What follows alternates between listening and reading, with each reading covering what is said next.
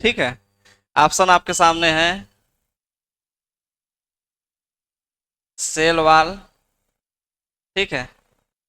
Second option है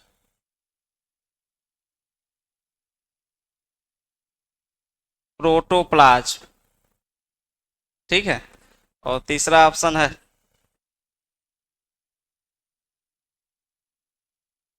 vacuole, ठीक। और चौथा ऑप्शन है साइटोप्लाज्म,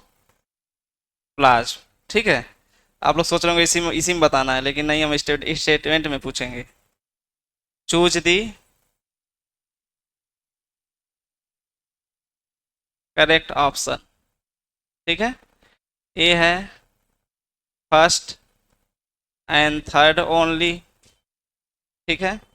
बी ऑप्शन है फर्स्ट एंड फोर्थ, ठीक है। और सी ऑप्शन आपके सामने है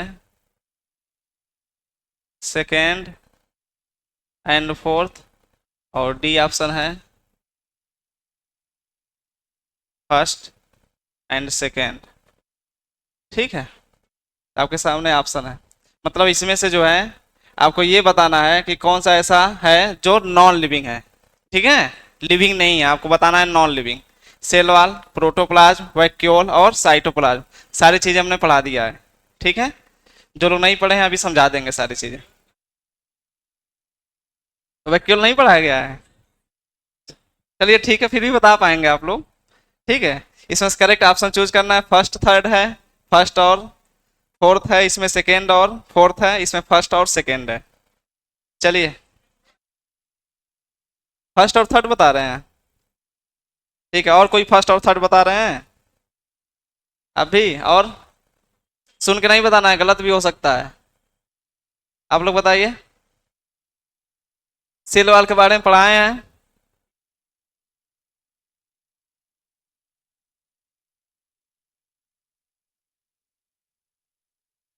सी और डी, कौन सी बता रहे हैं?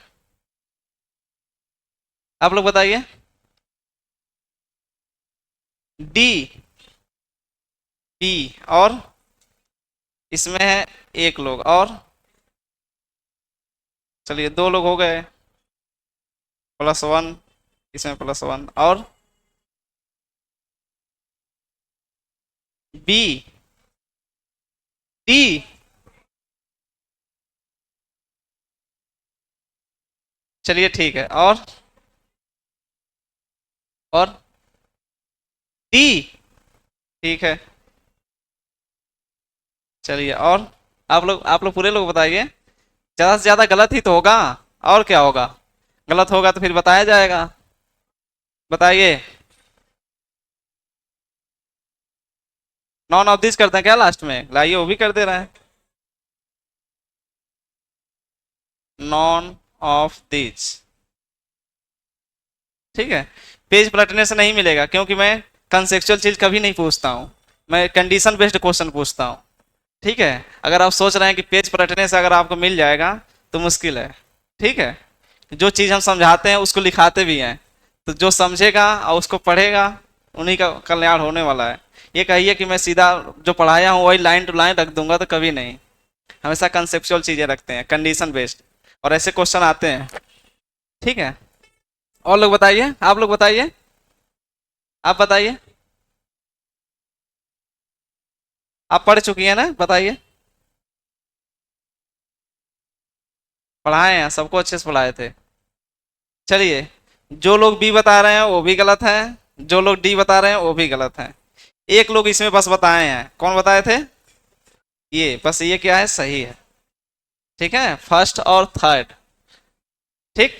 सेल वाला हमने बताया था, सेल वाला तो आपको पता है ना कि नॉन लिविंग होता है, ये चीज तो हमने आपको बताया ही है, ठीक है। और उसके साथ साथ आपका जो है, जो वैक्यूल होता है, ये भी क्या होता है, नॉन लिविंग होता है, ठीक है। वैक्यूल नहीं पढ़े हैं, हो सकता है इसलिए नहीं बता पाए होंगे, क्यों? सेल का ये जो है कंपार्टमेंट है एक, ठीक है। इसमें जो भी चीजें होती हैं ये क्या करता है, इसमें सिर्फ स्टोर होते हैं, वाटर हो गए, ठीक है, उसके अलावा ऑर्गेनिक मॉलिक्यूल्स हो गए, इनऑर्गेनिक मॉलिक्यूल्स हो गए, ये सारे इसमें स्टोर होने का काम करते हैं। जैसे प्लांट में जो होते हैं उसमें बड़ा सा वैक्यूल पाया जाता है, ठीक है, तो सिर्फ स्टोरेज करने का काम करता है, ठीक है। तो ये सेल ऑर्गेनली नहीं है, पहली चीज तो ये सेल ऑर्गेनली है ही नहीं, ठीक है, सेल ऑर्गेनली नहीं है ये, कभी ये भी भूल के आप लोग मत करिएगा, ठीक है, ये सेल ऑर्गेनली नहीं है, ठीक। तो सेल ऑर्गेनली नहीं है, पहली चीज तो जितने भी सेल ऑर्गेनली है सारे लिविंग है, ठीक है। ये सेल ऑर्गेनली नहीं है, नॉन सेल ऑर्गेनली है, इसका मतलब वैसे ही ये गलत हो गया कि ये जो है लिविंग चीज नहीं है, और सेल वाला हमने आपको पढ़ाई दिया है कि ये नॉन लिविंग होता है, ठीक है। तो इसके साथ साथ फर्स्ट और थर्ड ये ऑप्शन आपका सही होगा। साइटोप्लाज्म में तो आपका लिविंग मटेरियल पाया जाता है, जितने भी आपके लिविंग मटेरियल हैं, ठीक है, जितने भी आपके सेल ऑर्गेनली हैं ये सारे किस में पाए जाते हैं, साइटोप्लाज्म में ही तो पाए जाते हैं। तो साइटोप्लाज्म एक लिविंग सेप है, ठीक है, वो भी एक लिविंग सेप है, ठीक है, साइटोप्लाज्म भी लिविंग ही है, उसी से तो सेल जिंदा है। अगर साइटोप्लाज्म हटा दें, साइटोप्लाज्म लिक्विड मटेरियल होता है, उसमें हमने आपको पढ़ाया था लगभग 60 से 70% उसमें वाटर होते हैं, 80% तक वाटर होते हैं। तो बताइए अगर साइटोप्लाज्म को हम वहां से हटा देंगे, अगर वैक्यूल हटा दें तो प्लांट सर्वाइव कर सकता है, ठीक है। अगर साइटोप्लाज्म को हटा देंगे वहां से तो ड्राई कर जाएगा सेल और मर जाएगा, ठीक है, हाँ सूख जाएगा, ठीक है। तो ये लिविंग मटेरियल है, सिर्फ आपका सेल वाल और वैक्यूल ये जो है नॉन लिविंग होते हैं।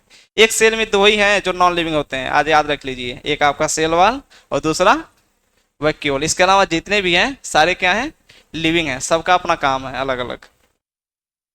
चलिए आसान सा क्वेश्चन था, नहीं बता पाए, पढ़ते नहीं हैं आप लोग, हम्म, क्या हुआ, आगे पढ़े हैं, कितना तक कहाँ तक पढ़ा दिए हैं,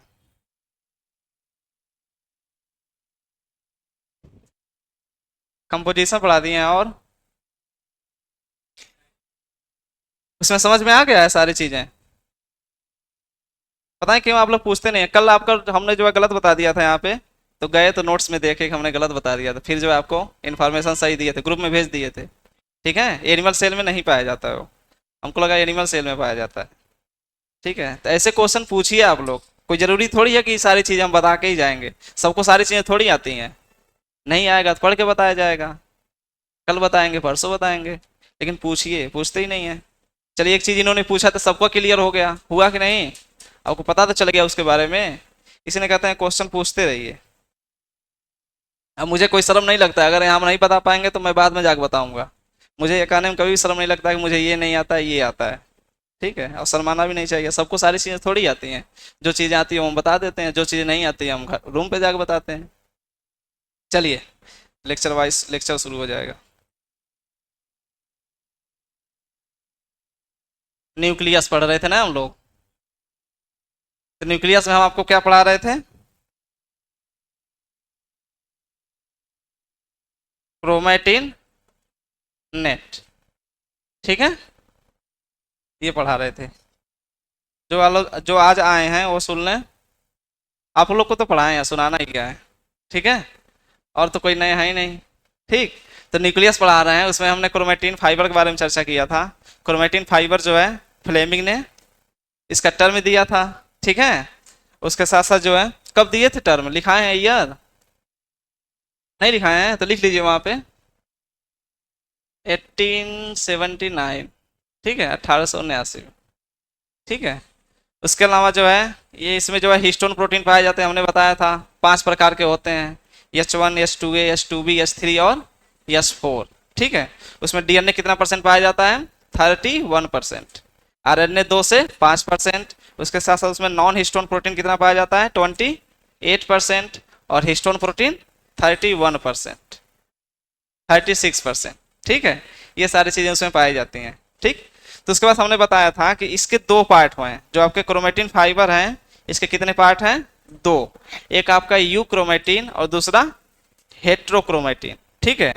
कैसे डिफरेंशिएट किया गया, एक डाई का नाम आपने सुना होगा, एसीटोकार्मीन, एसीटोकार्मीन, ठीक है, ये एक प्रकार का डाई है, ठीक है। डाई मतलब समझ लीजिए किसी चीज को रंगने वाला, ठीक है, एक प्रकार का ये एसीटोकार्मीन डाई है। जब हमने जो है जब जब न्यूक्लियस पे, जो ये न्यूक्लियस है ठीक है। और न्यूक्लियस में जितने भी ये मटेरियल फैले हुए हैं इसमें, ठीक है, तो इस पे जब हमने ये जो है एसिटोकार्बन डाई को जब इस पे डाला, ठीक है, तो कुछ पार्ट इसमें जो है डार्क स्टेन लिया और कुछ पार्ट इसमें लाइट स्टेन लिया, ठीक है।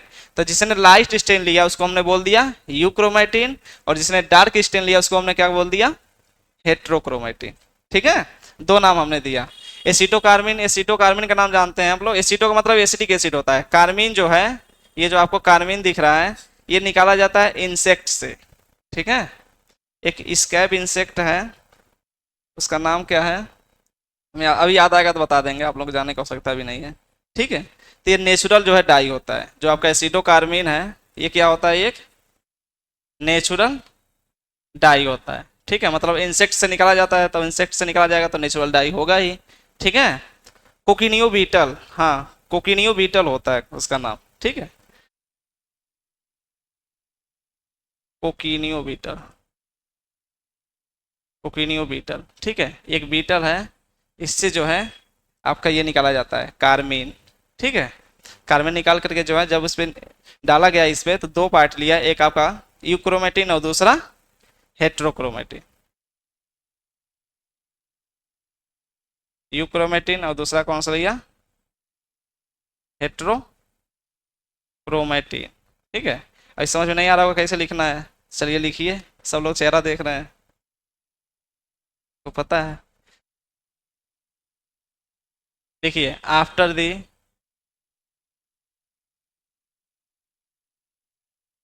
स्टेनिंग ऑफ क्रोमेटिन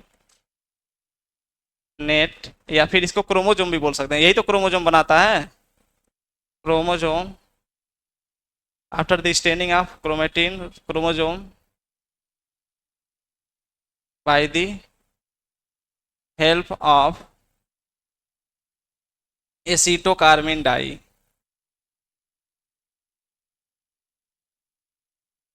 एसीटोकार्बिन डाई, ठीक है।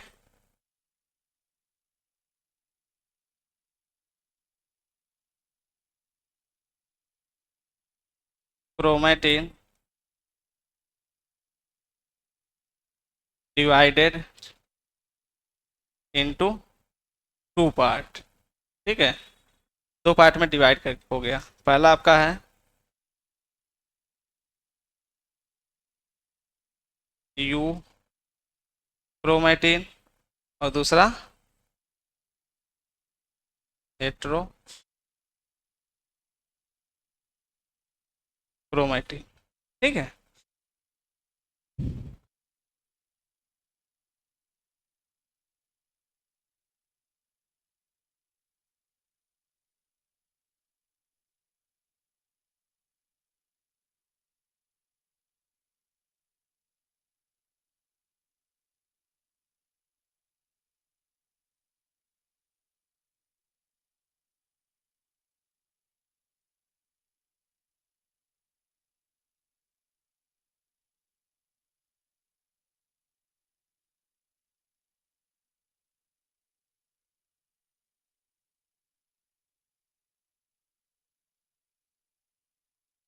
हो गया।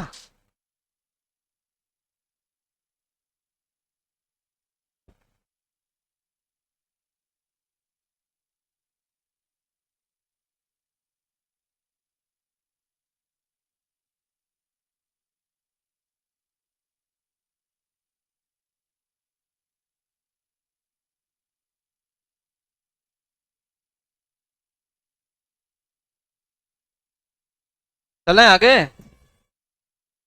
चलिए सबसे पहले हेडिंग डालेंगे आप यू क्रोमेटिन,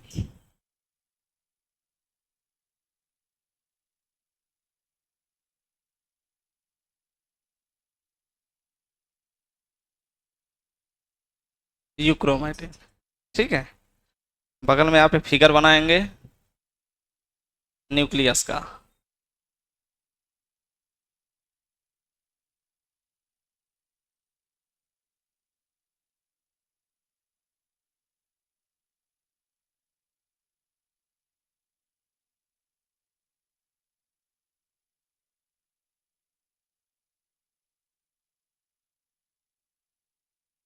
ये वाला जो पार्ट है आपका, ठीक है, इसी को क्या बोलते हैं, यूक्रोमेटिन। ठीक है, तो ये क्या है, यूक्रोमेटिन है। इसमें जो है ये कौन सा स्टेन लेता है, लाइट स्टेन लेता है। ठीक है, light stain after the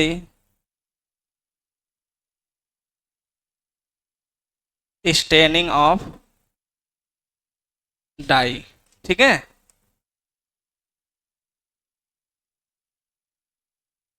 it have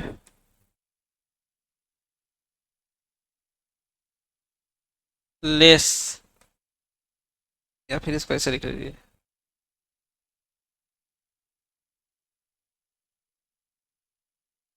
less histone protein. ठीक है, इसमें जो है हिस्टोन प्रोटीन की मात्रा कम पाई जाती है। ठीक है, ठीक है, सो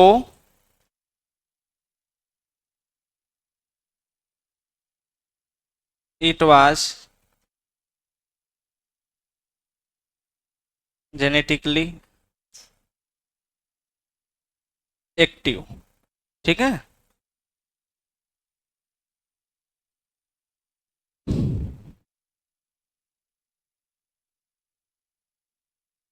euchromatin uh transcriptionally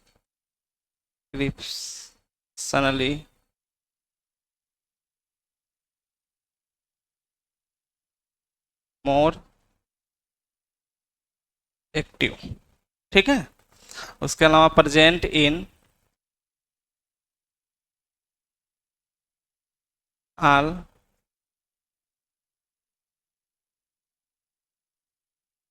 eukaryotes and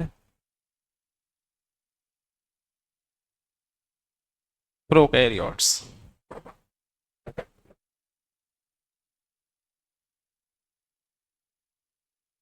पहले लिख लीजिए फिर समझा देते हैं। ठीक है,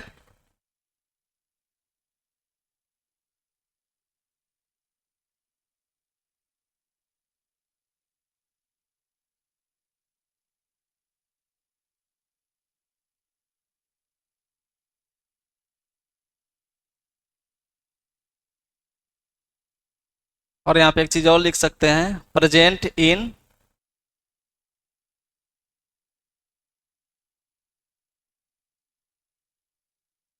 सेंटर ऑफ न्यूक्लियस, न्यूक्लियस के सेंटर में पाया जाता है। ठीक है,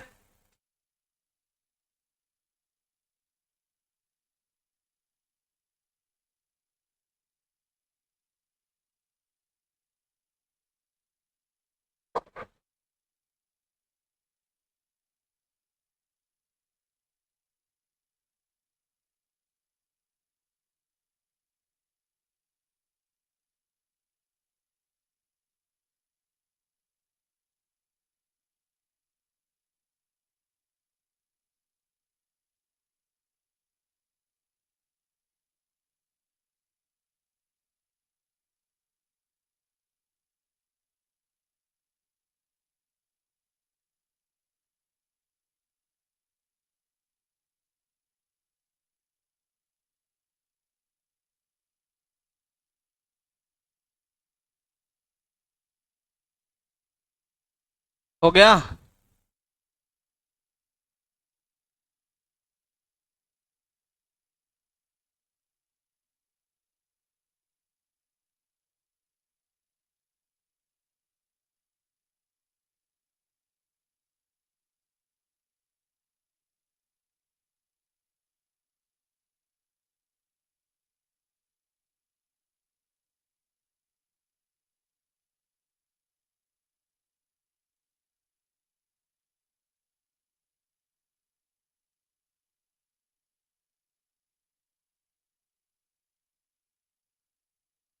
हो गया, तो बातें कर रहे हैं, बता नहीं रहे हैं, हो गया, टाइम बचाना चाहते हैं।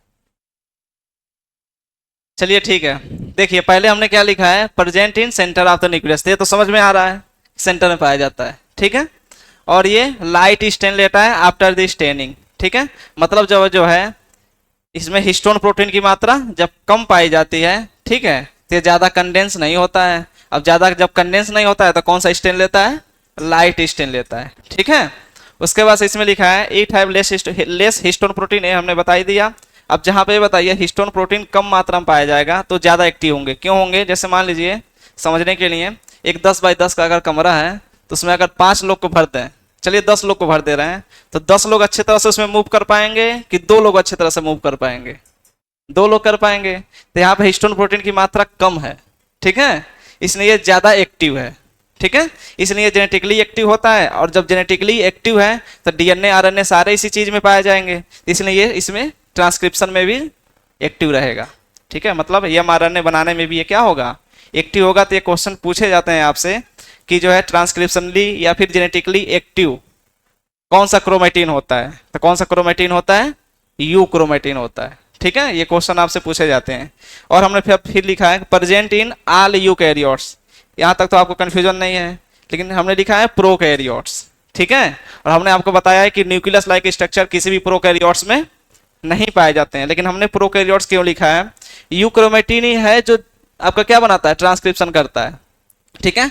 और आपका जो बैक्टीरिया है, जो प्रोकैरियोट्स हैं, उसमें कोई भी जो है न्यूक्लियस लाइक स्ट्रक्चर नहीं पाई जाती है। तो वहां पे जो भी डीएनए पाया जाता है, ठीक है, सर्कुलर डीएनए हमने बताया था, तो जो भी सर्कुलर डीएनए पाया जाता है वही उसका एक्टिव पार्ट होता है, ठीक है, पूरा काम करता है। जितना उसका डीएनए है सर्कुलर, वो सारे काम करते हैं, ठीक है, वही एक्टिव है, इसलिए उसको जो है हम यूक्रोमेटिन नाम दे देते हैं, ठीक है। इसलिए याद रखिएगा कि यूक्रोमेटिन जो है यूकैरियोट्स और प्रोकैरियोट्स दोनों में होते हैं, ठीक है। समझ में आया यहां तक सारी चीजें? चलें आगे, ठीक है। अब हेडिंग डालिए हेट्रोक्रोमेटिन।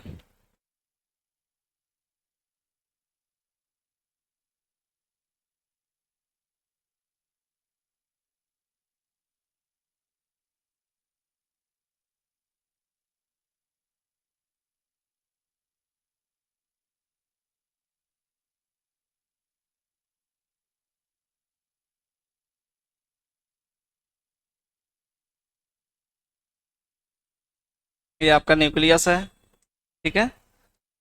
इसमें आपका जो है ये वाला जो पार्ट आपको दिख रहा है highly condense form,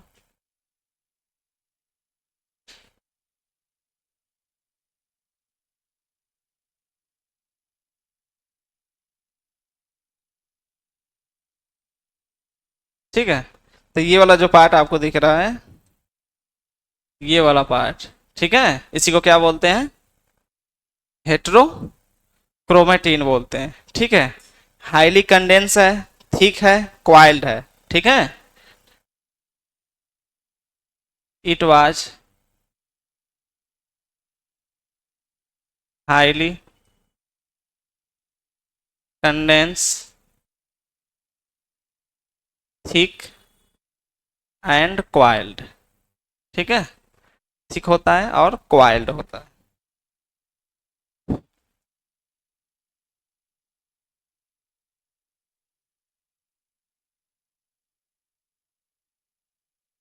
present in near of nuclear membrane, ठीक है। न्यूक्लियर मेम्ब्रेन के पास में ही पाया जाता है, ठीक है। उसके साथ साथ जो है इसमें क्या होता है? Have more histone protein, so it was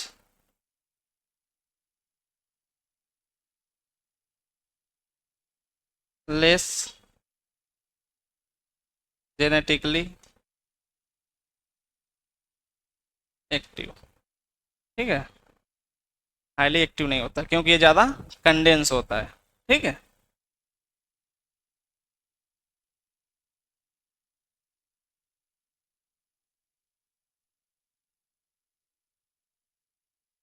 have dark stain after the staining of die.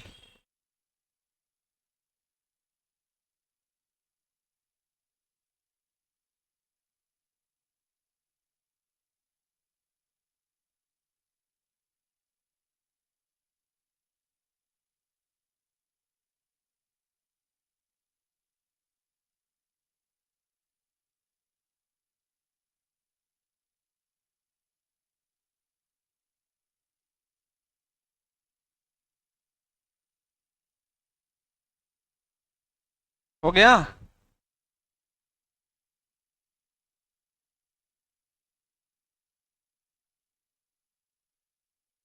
जब आपसे क्वेश्चन पूछा जाता है तो बहुत आपको कंफ्यूजन होता है, ठीक है। तो कंफ्यूजन ना पालिएगा, इसको अच्छे से पढ़ लीजिएगा, ठीक है। याद रखिएगा कि जब हिस्टोन प्रोटीन ज़्यादा मात्रा में पूछा जाएगा कहाँ पे पाया जाता है तो हेट्रोक्रोमेटिन में, और कम मात्रा में कहाँ पे पाया जाता है तो यूक्रोमेटिन में। और जहाँ पे कम मात्रा में पाया जाता है वो ज़्यादा एक्टिव होता है, ठीक है, उसमें ट्रांसक्रिप्शन प्रोसेस ज़्यादा होती है, जेनेटिकली मोर एक्टिव होता है, ठीक है। और जहाँ पे हिस्टोन प्रोटीन ज़्यादा पाया जाता है वो लेस जेनेटिकली एक्टिव होता है, ट्रांसक्रिप्शनली लेस एक्टिव होता है, ठीक है। और जहाँ पे हिस्टोन प्रोटीन ज़्यादा पाया जाएगा वो डार्क स्टेन लेगा, और जहाँ पे हिस्टोन प्रोटीन कम मात्रा में पाया जाएगा वो लाइट स्टेन लेगा, ठीक है। ये सारी चीज़ें आप लोग याद रखेंगे, इसमें ज़्यादा और कुछ लिखने की आवश्यकता नहीं है। अब ज़्यादा पाने की वजह से ये हाईली कंडेंस है, थिक है, क्वाइल्ड है, ठीक है। समझ में आया सारी चीज़ें ये। चलें आगे। ठीक है, तो आपका क्रोमेटिन नेट कंप्लीट हो गया। अब उसमें क्या क्या बचा है, क्या क्या लिखा दिए हम। न्यूक्लियर मेम्ब्रेन हो गया है, क्रोमेटिन नेट हो गया, उसके बाद तीसरा क्या है, न्यूक्लियोलस। चलिए हेडिंग डाल लीजिए।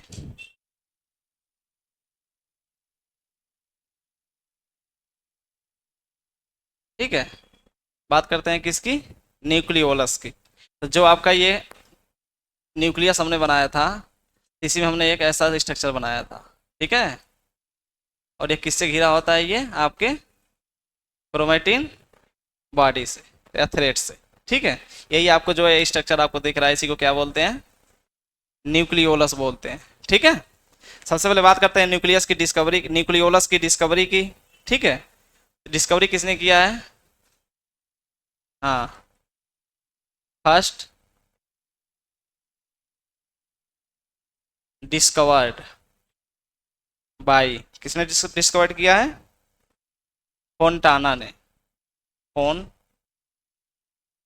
कब किए थे, 1774 में, ठीक है। 1774 में जो है फोंटाना ने इसकी क्या की थी, डिस्कवरी की थी, ठीक है। बात करते हैं टर्म की, तो term nucleolus was given by, ये किसने दिया था, हैं नहीं पता है, वोमैन ने, ठीक है। और ये दिए थे 1848 में, ठीक। वोमैन ने जो है टर्म दिया था न्यूक्लियोलस, ठीक है। न्यूक्लियोलस के बारे में हमने बताया था जब आपको राइबोसोम पढ़ा रहे थे, तो वहां पे एक पॉइंट हमने लिखाया था नोट करके, इसको क्या बोलते हैं, बताइए। न्यूक्लियोलस को क्या कहा जाता है, लिखाए तो थे राइबोसोम में, पढ़े ही नहीं है आप लोग। राइबोसोमल फैक्ट्री, राइबोसोम को कौन बनाता है, न्यूक्लियोलस। और प्रोटीन फैक्ट्री किसे बोलते हैं, राइबोसोम को, ठीक है। तो अगर प्रोटीन फैक्ट्री पूछेगा तो राइबोसोम, और अगर आपसे राइबोसोम फैक्ट्री पूछेगा मतलब जो राइबोसोम को बनाता है, तो आपका न्यूक्लियोलस, ठीक है। इसे जो है लिटिल न्यूक्लियस भी बोलते हैं। लिटिल की स्पेलिंग सही है, हैं? इसके बाद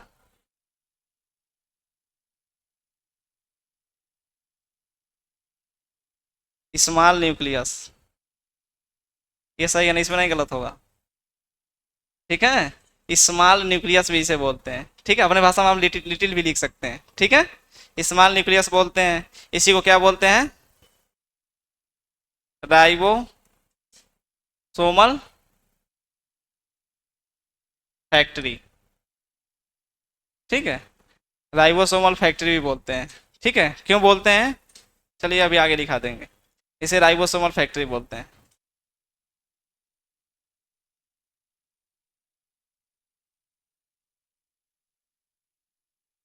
ये कहाँ प्रेजेंट होता है आपके, उसके न्यूक्लियोप्लाज्म में। और किससे जुड़ा होता है आपके, क्रोमेटिन नेट से। ठीक है, तो लिख सकते हैं it was found in nucleoplasm. ठीक है, bind with chromatin fibre.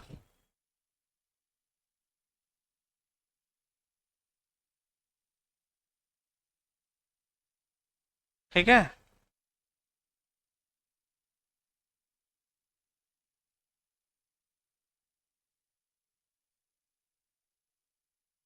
Are called NOR। इसको बोलते हैं न्यूक्लियोलर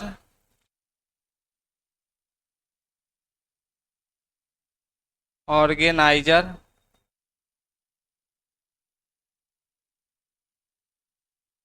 रीजन।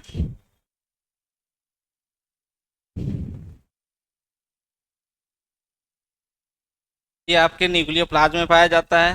ठीक है, क्रोमेटिन फाइबर से जुड़ा होता है, और जिस पार्ट पे ये जुड़ा होता है उसे क्या बोलते हैं, NOR, nucleolar organiser reason.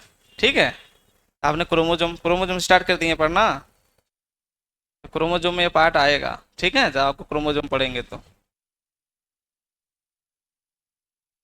Nucleolar ऑर्गेनाइजन reason पढ़ लिया है। इसका नाम सुने अभी तक, नहीं सुने, लिखवाए है ना।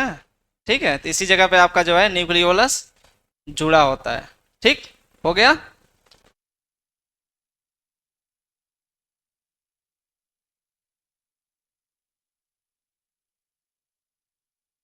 आपको समझ में आ रहा है पीछे, आपको समझ में आ रहा है, कल वाला समझ में आया था, नहीं आया था, कल तो बोल रही थी हमको आ रहा है समझ में, आज कह रही है नहीं आ रहा था, बदल गई। कल थोड़ा भी समझ में नहीं आया था, थोड़ा सा भी नहीं आया था, तो पढ़ाना ही बेकार है हमारा।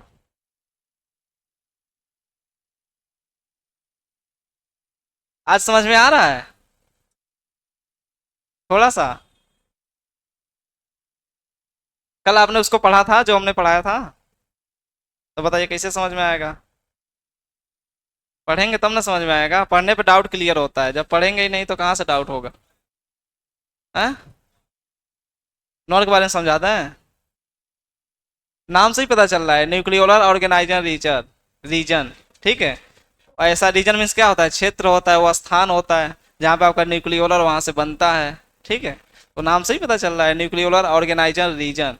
ठीक है, इसमें कोई बड़ी चीज नहीं है, वहीं पे आपका न्यूक्लियस जहाँ पाया जाता है उसी को ये नाम बोलते हैं, वहीं से ये बनता भी है, इसलिए उसको बोलते हैं न्यूक्लियोलर ऑर्गेनाइजर रीजन। ठीक है, हो गया, हो गया, चलिए।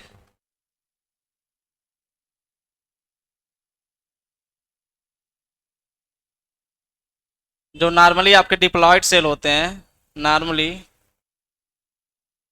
डिप्लॉयड सेल, ठीक है, हैव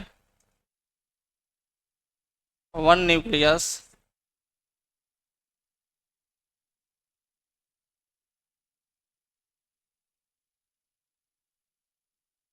इसको ऐसे लिख लीजिए, नॉर्मली डिप्लॉयड सेल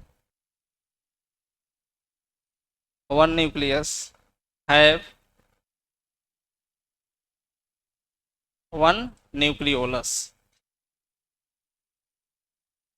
मतलब एक न्यूक्लियस में आपका एक न्यूक्लियोलस होता ही होता है। ठीक है, मतलब जो भी आपके डिप्लॉयड सेल हैं, ठीक है, तो उसमें अगर डिप्लॉयड सेल है, अगर उसमें न्यूक्लियस है, तो एक न्यूक्लियस में आपका एक न्यूक्लियोलस पाया जाता है। ठीक है, लेकिन जो ओनियन है आपका, ओनियन प्लांट, ठीक है, क्या नाम है इसका, साइंटिफिक नेम क्या है, एलियम से। क्रोमोजोम नंबर कितना है इसका, 18 16 है। 18। ठीक है, वैरायटी बताइए, वैरायटी पता है, फैमिली एलिएसी, वैरायटी बताइए दो चार पांच।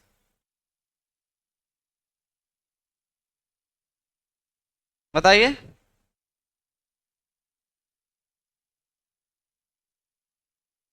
हाँ और? बस कोई डिजीज बताइए ओनियन का, एक डिजीज कोई बताइए। अल्टरनेरिया होता है ओनियन में? और?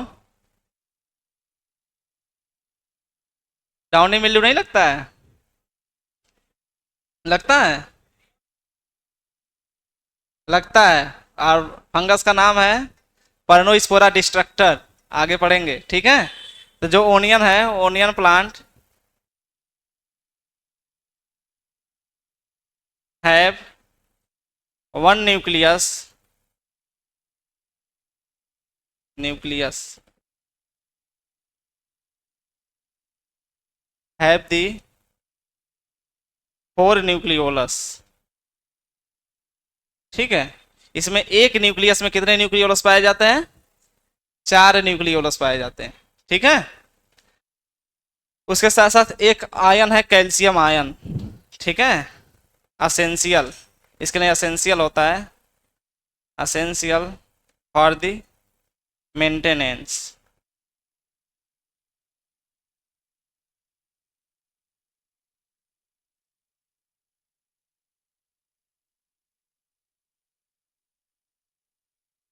Maintenance of nucleolus. ठीक है, कैल्शियम आयन की ये इंपॉर्टेंट है, पूछा जाता है ये। ठीक है, कई चीज इंपॉर्टेंट है जो हमने आपको ट्रिक ही नहीं कराया है। रुकिए पहले, ये सारे ये इंपॉर्टेंट है, यहीं से ये क्वेश्चन पूछे जाते हैं। मेरा आदत है इंपॉर्टेंट करना, पता है कैसे भूल जा रहे हैं आप। ठीक है, ये पूछा जाता है आपसे।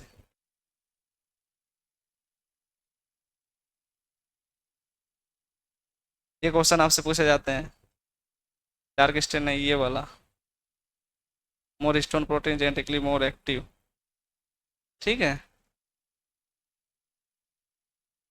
इधर से आपका ये पूछा जाता है।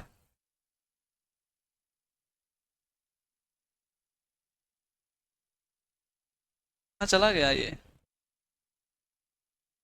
उसमें वो लिख लीजिएगा जो जेनेटिकली एक्टिव होता है, ट्रांसक्रिप्शन जहाँ पे होता है वहाँ इंपॉर्टेंट कर लीजिएगा। ठीक है, यूक्रोमेटिन वाले में, ये वाले में। ठीक है, ये वाला भी इंपॉर्टेंट है, ये भी पूछा जाता है। ठीक है, ये सारी चीज़ें याद रखेंगे, ये बेसिक चीज़ें हैं, आपको समझने वाली चीज़ें हैं। कहाँ थे हम लोग, क्या लिखे हैं?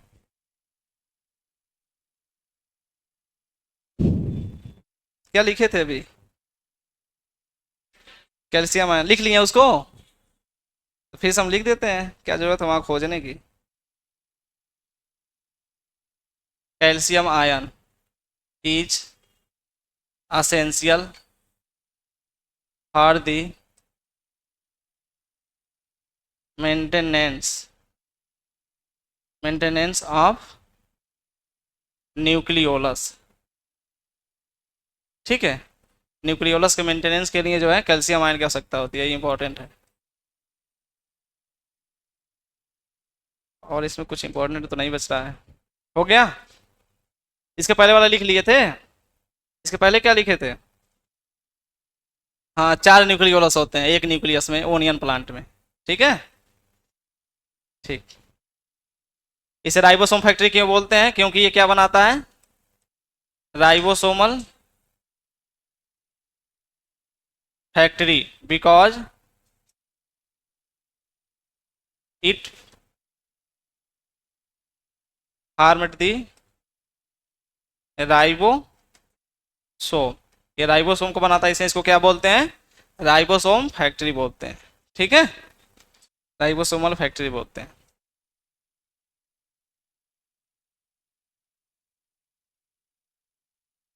चलिए इतना ही इसमें सफिशियंट हो गया।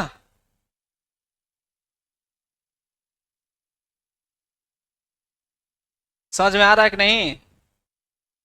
समझ में आ रहा होगा, इसमें बेसिक चीज है।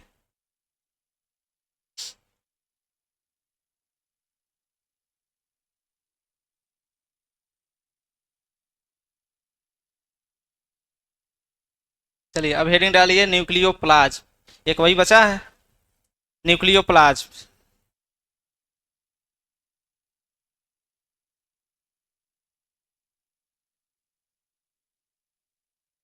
न्यूक्लियोप्लाज, ठीक है। ये जो आपका न्यूक्लियस था, इसमें जो आपका ये क्रोमेटिन फाइबर थी, ठीक है। इसमें आपका हिस्टोन प्रोट ये आपका न्यूक्लियोलस था। तो इसमें जो आपका ये लिक्विड मटेरियल आपको दिख रहा है, इसी को क्या बोलते हैं, ये न्यूक्लियोप्लाज, ठीक है। ये इसका साइटोप्लाज्म है। जैसे अलग अलग सेल के जो अलग अलग आपके सेल ऑर्गेनली हैं, उनके अलग अलग साइटोप्लाज्म को अलग अलग नाम दिया गया था। जैसे आपका माइटोकॉन्ड्रिया था, ठीक है। तो माइटोकॉन्ड्रिया में भी लिक्विड मटेरियल पाया गया था बीच में, तो उसको क्या बोले थे हमने, मैट्रिक्स। क्लोरोप्लास्ट था तो उसको हमने क्या बोला था, स्ट्रोमा, ठीक है। ये न्यूक्लियस का है तो इसको क्या बोलते हैं, न्यूक्लियोप्लाज्म, ठीक है। इसी को जो है कैरियोप्लाज्म भी बोलते हैं, कैरियोप्लाज्म, ठीक है। इसी को जो है कैरियोलिम्फ भी बोलते हैं, कैरियोलिम्फ, ठीक है।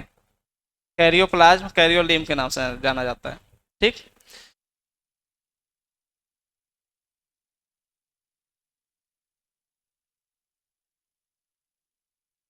इसमें जो भी आपका हिस्टोन प्रोटीन है और न्यूक्लियस है, सब किस में पाए जाते हैं, या फिर क्रोमेटिन फाइबर है, सब किस में पाए जाते हैं आपके, इसी में, न्यूक्लियो प्लाज्मा में। आल क्रोमेटिन फाइबर न्यूक्लियोलस, ठीक है। उसके साथ साथ जो है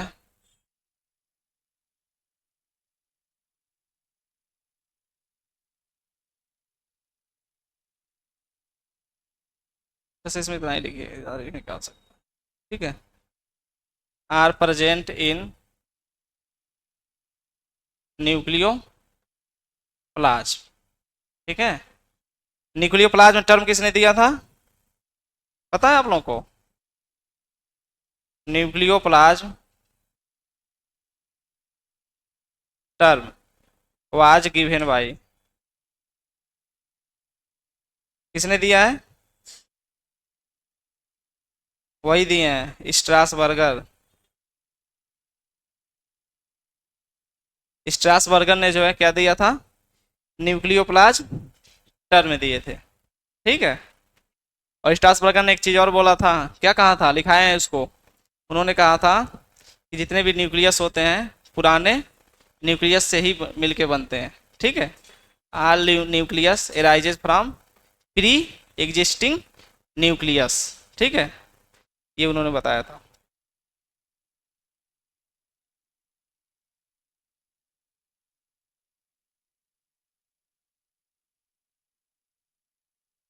हो गया। जितने भी हम आपको साइंटिस्ट बता रहे हैं, उसको आप लोग एक जगह लिख लीजिएगा, ठीक है। याद करने में आसानी होगी। या फिर जहाँ पढ़ते हैं वहाँ कुछ ना कुछ जरूर चार्ट जरूर लगाए होंगे, वहाँ पे आप लोग लिख लीजिएगा, पेन से पेंसिल से जो भी लिखना होगा। किसी भी सब्जेक्ट के जो साइंटिस्ट मिलते हैं बहुत जल्दी भूल जाते हैं, तो उनको जो है आप लोग अलग लिख लीजिए। और साइंटिस्ट से क्वेश्चन आते ही आते हैं, एक आध दो तीन क्वेश्चन किसी न किसी एग्जाम में, हर एग्जाम में मिल जाते हैं देखने के लिए, तो उसको लिखा करिए, ठीक है। आपसे क्वेश्चन पूछे जाते हैं। हो गया, पीछे हो गया आप लोग का, लिख लीजिए। अब डीएनए रेप्लिकेशन कहाँ पे होता है, डीएनए रेप्लिकेशन कहाँ पे होता है, अरे भाई जहां डीएनए पाया जाएगा वहीं डीएनए रेप्लिकेशन होगा। तो डीएनए कहाँ पाया जाता है, न्यूक्लियस में। तो कहाँ होगा डीएनए रेप्लिकेशन, न्यूक्लियस में। तो सोच क्या रहे हैं। और ट्रांसक्रिप्शन कहाँ पे होता है, न्यूक्लियस में। तो जितने भी ट्रांसक्रिप्शन वाले एंजाइम हैं और आपके डीएनए रेप्लिकेशन वाले एंजाइम में, सब कहाँ पाए जाते हैं, आपके इसी न्यूक्लियो प्लाज्म में, ठीक है। तो लिख सकते हैं इसको, आल डीएनए रेप्लिकेट या रेप्लिकेशन, तो गड़बड़ हो गया, इसको लिख लिए हैं, इसको मिटा देते हैं इतना।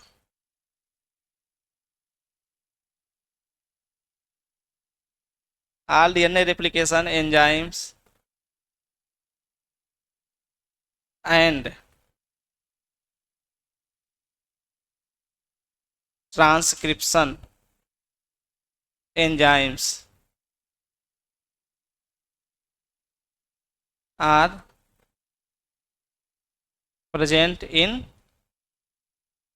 Nucleoplasm.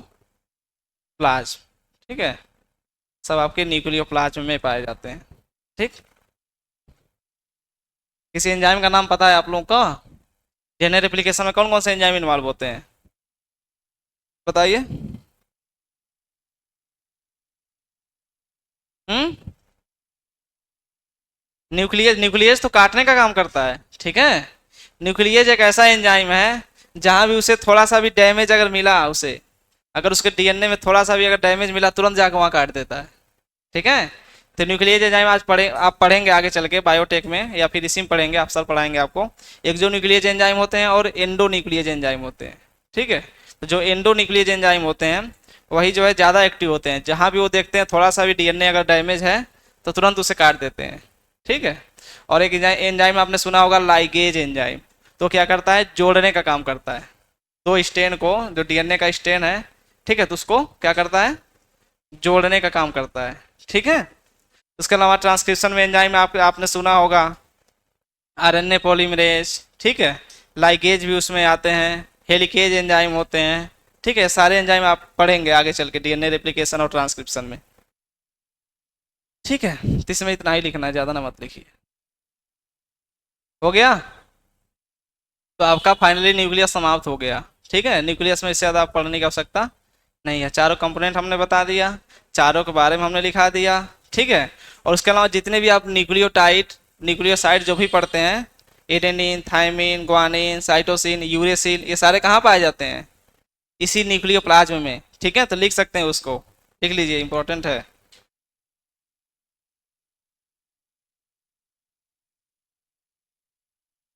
All nucleotide and nucleosides, ठीक है, आर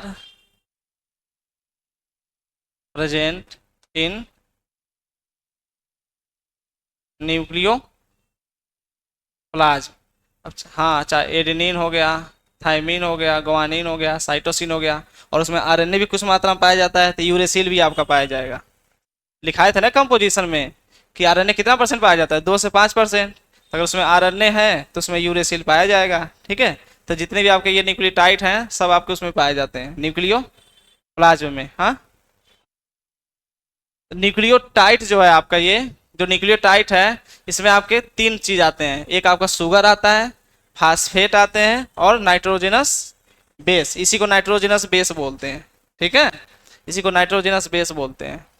और न्यूक्लियोसाइड में आपका फास्फेट नहीं पाया जाता है, केवल आपका शुगर पाया जाता है और नाइट्रोजनस बेस पाए जाते हैं, उसमें फास्फेट नहीं पाए जाते हैं। ठीक है, ये सारे आपके न्यूक्लियोप्लाज्म में पाए जाते हैं। ठीक है, चलिए। और आपने डीएनए उसमें डीएन जब सेल डिवीजन आपने पढ़ा होगा, तो उसमें न्यूक्लियोलस न्यूक्लियोलस के बारे में लिख लिया होगा कि न्यूक्लियस प्रोफेज में डिसअपियर हो जाता है और टीलोफेज में अपीयर हो जाता है। पढ़े हैं कि नहीं सेल डिवीजन में, इसलिए उसको हम नहीं लिखाए हैं। ठीक है, उन चीज़ को आप लोग याद रखें। वो हम सोचे थे कि हम न्यूक्लियोलस में लिखा देंगे, लेकिन आपने लिख लिया पहले से, तो सही बात है, अच्छी बात है। तो आपने उसको पढ़ लेना है और कुछ नहीं करना है। यहाँ तक हो गया। चलिए, तो आपका जो है फाइनली न्यूक्लियस हमने समाप्त कर दिया है। अब जो है न्यूक्लियस से संबंधित कुछ क्वेश्चन बता दीजिए, फिर आगे अगर पढ़ना होगा, टाइम बचेगा तो पढ़ा जाएगा, नहीं तो फिर दूसरा सब्जेक्ट पढ़िएगा। थोड़ा फॉन्ट छोटा करते हैं।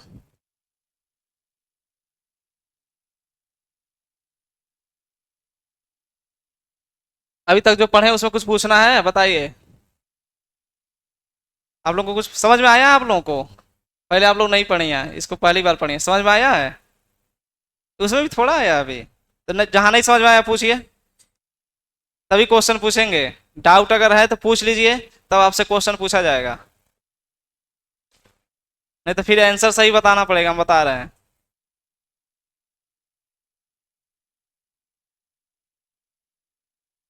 क्वेश्चन पूछते हैं तो समझ में नहीं आता है।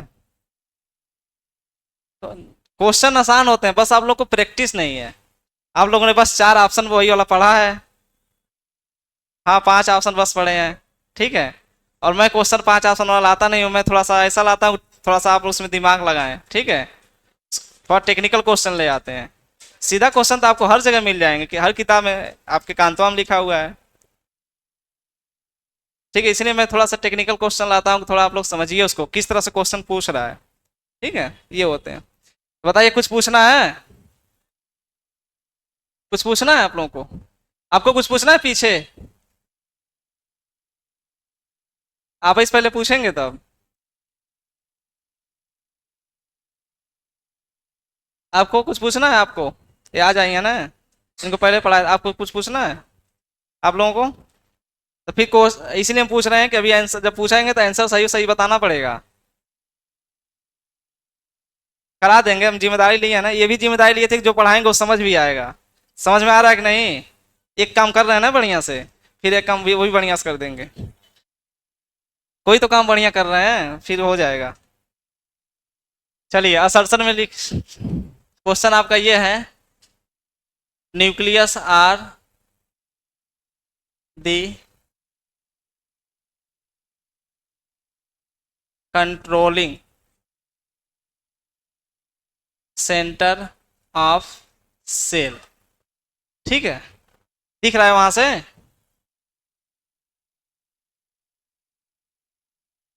रीजन है core of the nuclear envelope involve the flow of material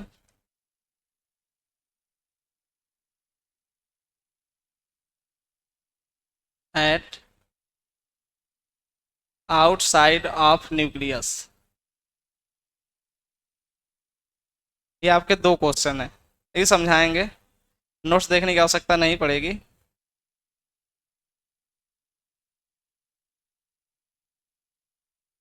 statement first. ठीक है। Assertion and reason both are true, लिख लीजिए, ट्रू सही रहेगा। Both are true and reason correct explanation of assertion. Question आप लोग ऐसा देखे हैं कहीं? नहीं देखे हैं? देखे हैं तो बताइए। स्टेटमेंट सेकेंड, स्टेटमेंट सेकेंड है कि assertion and reason both are true and reason not correct explanation of.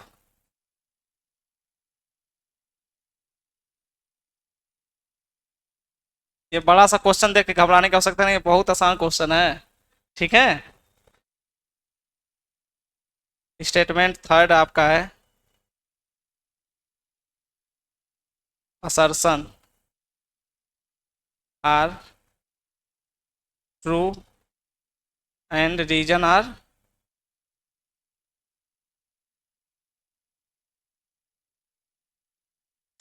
False, गलत है। ठीक है। और स्टेटमेंट चौथा है, बोथ बोथ आर फाल्स। ठीक है, ये आपके सामने है। ठीक, पहला क्वेश्चन ये है कि जो न्यूक्लियस है उसे क्या बोलते हैं? Controlling centre.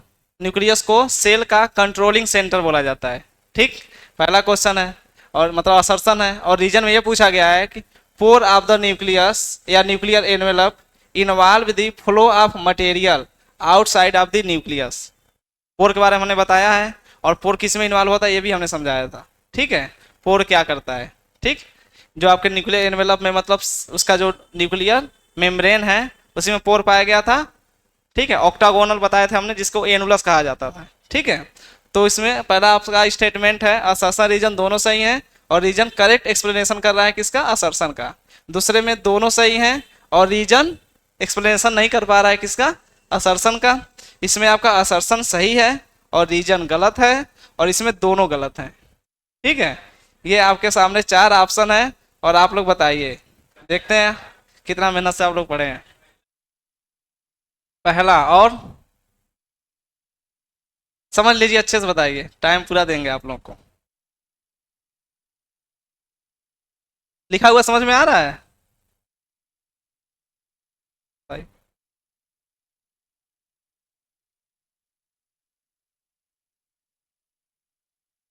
बताइए, थोड़ा सा पढ़ा देंगे आप लोग को वैक्यूल। ठीक है, इसको बता देंगे तो थोड़ा वैक्यूल पढ़ लेंगे। बताइए।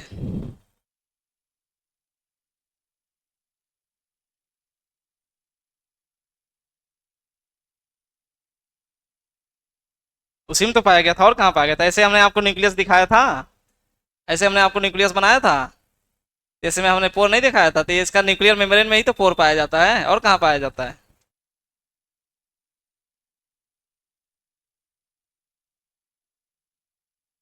पहला सही है।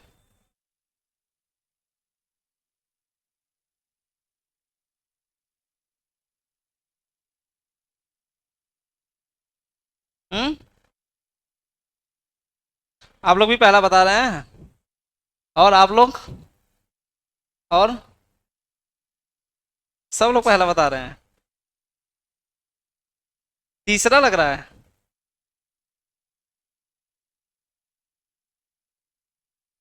रीजन आपको गलत लग रहा है क्या? अच्छा, और आप क्या बता रही हैं? पहला बता रही हैं, और कोई तो दूसरा बता दीजिए। बताइए, सही सही बताइए क्या होगा। सारे लोग गलत हैं यहाँ पे। ठीक है, जितने भी हैं सारे लोग गलत हैं। ठीक है, क्वेश्चन एलिमिनेट करने आपको नहीं आता। पहली चीज ये देखिए, ये ऑप्शन तो होगा ही नहीं। ठीक है, क्योंकि पहला ऑप्शन तो आपका सही है। पहला ऑप्शन सही है कि नहीं है, ये तो जानते हैं सही से। पहला ऑप्शन आपका सही, हमने लिखाया है कि इसे कंट्रोलर बोलते हैं, डायरेक्टर बोलते हैं, सेल का माइंड बोलते हैं। ठीक है, ये सारे चीजें लिखाए हैं, तो पहला क्वेश्चन नहीं होगा। अब आपको कंफ्यूजन होगा 3 ऑप्शन में, ऐसे एलिमिनेट करके क्वेश्चन लगाए जाते हैं। ये नहीं कि सीधा हमने देखा और फिर क्वेश्चन हमने बताना, आंसर बताना स्टार्ट कर दिया, तो पहले एलिमिनेट करिए। ठीक है, तो पहला ये वाला ऑप्शन आपने एलिमिनेट कर दिया, बचा आपके पास 3। ठीक, तो 3 में आपको पता है कि 4 हमने आपको पढ़ाया था, न्यूक्लियर मेम्ब्रेन में आपके पोर्स पाए जाते हैं। ठीक है, हमने ये भी बताया था कि जब ट्रांसक्रिप्शन में mRNA बन जाते हैं, उसे क्या करते हैं, ये ट्रांसफर करने का काम करते हैं। ठीक है, न्यूक्लियस से बाहर भेजने का काम करते हैं, तो हमने लिखा है आउटसाइड ऑफ द न्यूक्लियस। ठीक, यानी कि दोनों, अब यहाँ पे पता चल रहा है कि दोनों सही हैं, दोनों सही हैं। तो फिर देखिए इसमें क्या लिखा है, असर्शन सही लिखा है और रीजन गलत लिखा है, तो ये वैसे ही एलिमिनेट हो जाएगा। बचा आपके पास 2 ऑप्शन। कितने ऑप्शन बचे? 2 ऑप्शन, और आप बता रहे हैं फर्स्ट। क्या सोच के आप लोग फर्स्ट बता रहे हैं, थोड़ा बताइए तो।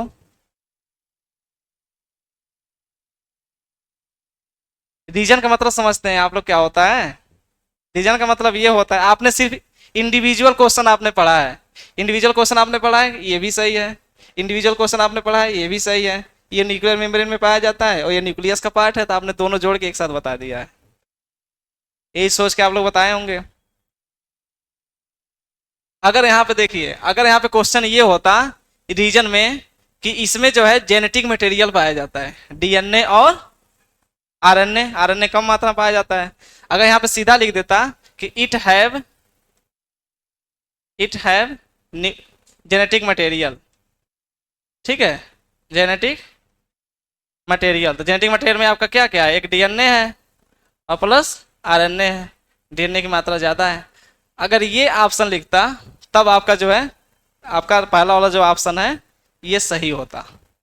ठीक है, हमने कल ही बताया था कि ये इसे कंट्रोलर क्यों बोलते हैं, क्योंकि इसमें क्या पाया जाता है, डीएनए पाया जाता है। हमने कल बताया नहीं था आप लोगों को कि कंट्रोल तभी बोलेंगे कि हम इससे, जब तक इसमें डीएनए नहीं पाया जाएगा। कल हमने आपको ऑप्शन वो एग्जाम्पल भी देख के बताया था, हेयर हेयर वाला एग्जाम्पल देख के बताए थे कंट्रोलर क्यों बोलते हैं। ठीक है, तो कंट्रोलर माइंड क्यों बोलते हैं, क्योंकि इसमें जेनेटिक मटेरियल पाया जाता है। ठीक है, और यहाँ पे जेनेटिक मटेरियल जैसी बात नहीं है, सिर्फ यहाँ पे क्या लिखा हुआ है, मटेरियल लिखा हुआ है। ठीक है, तो ट्रांसफर तो करता है लेकिन ये इसको ये फॉलो नहीं करेगा। ऑप्शन दूसरा आपका सही होगा। समझ में आया कैसे, ये वाला ऑप्शन आपका क्या होगा, स्टेटमेंट सेकेंड वाला सही होगा। ठीक है, समझ में आया। आपको लग रहा था सही है, ऐसे ही एग्जाम दे के आते हैं, लगता है सही करके आए हैं, फिर गलत हो जाता है यहाँ मिलाते हैं तो। ठीक है, ये क्वेश्चन सारे आपके प्रैक्टिस से सही होते हैं। देखिए ये भी आपको पता था जेनेटिक मटेरियल पाए जाते हैं, पता था कि नहीं था, ये भी पता है। ये क्वेश्चन सही है, ये भी आपको पता है, ये भी क्वेश्चन सही है पता, लेकिन फिर भी आप गलत कर गए। गलत क्यों कर गए, क्योंकि आपका प्रैक्टिस नहीं है। ठीक है, तो थोड़ा थोड़ा प्रैक्टिस कीजिए, क्वेश्चन को सॉल्व करिए। अभी आप लोग कांतवा ही सॉल्व कीजिए। ठीक है, अभी इन सब क्वेश्चन पे ज़्यादा दिमाग मत लगाइएगा, अभी बता रहे हैं, क्योंकि इधर अगर दिमाग ज़्यादा लगा देंगे तो उसी में उलझ जाएंगे। ठीक है, तो आप लोग जो है कांतवा सॉल्व करिए अभी। ठीक, धीरे धीरे कांतवा को सॉल्व कीजिए। समझ में आया क्यों सही है ये वाला। कंट्रोल तभी बोलेंगे जब तक इसमें डीएनए मटेरियल नहीं पाया जाएगा, जेनेटिक मटेरियल नहीं पाया जाएगा। ठीक है, समझ गए होंगे। चलिए सर जी अब पढ़ाएंगे, हमारी क्लास ओवर है। कुछ पूछना है, कभी नहीं कुछ पूछना है झूठ में।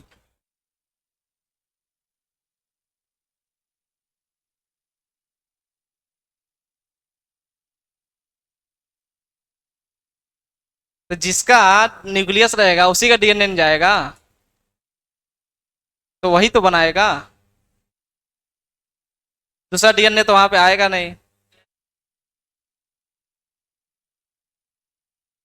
क्या,